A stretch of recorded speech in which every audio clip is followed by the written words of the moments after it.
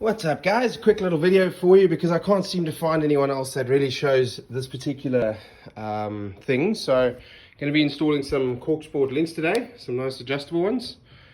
There you go. Because I dropped my suspension, what happened was these links, they were just loading on the sway bar all the time.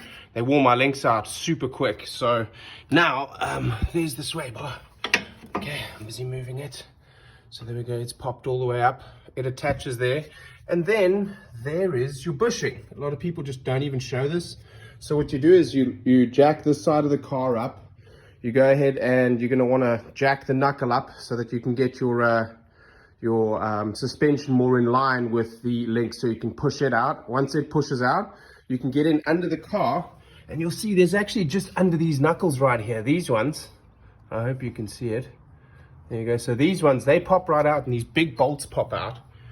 And that's how you get to your sway bar links. Now, a lot of people talk about replacing the front sway bar. I'll tell you guys, you've got to drop the whole subframe out. So that's a very big job. So I'm just going with replacing just the bushings and putting them new in. So I just want to show you guys how I did that, because no one is really showing how to do that. So with that being said, these two bolts right here, take your links out.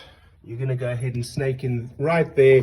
You can actually see the bushing and the clamp. So I'm doing one at a time, and then once I've done that, don't forget to put your oil in your bushing.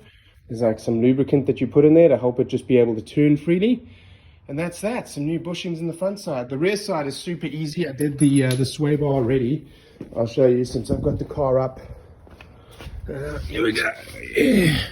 So that one was just super easy. Goes on with, go away, fly.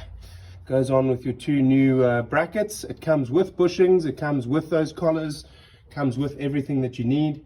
Super easy to attach. The rear didn't really have a problem, but the car has oversteering, or should I say understeering characteristics out of the factory, so this helps that a lot.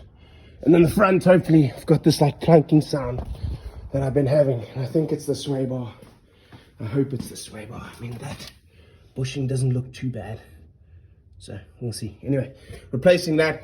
And then the other thing that I've done also, I'll show you guys, is a gauge install.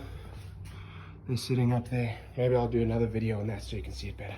Yeah, next time, guys. Peace.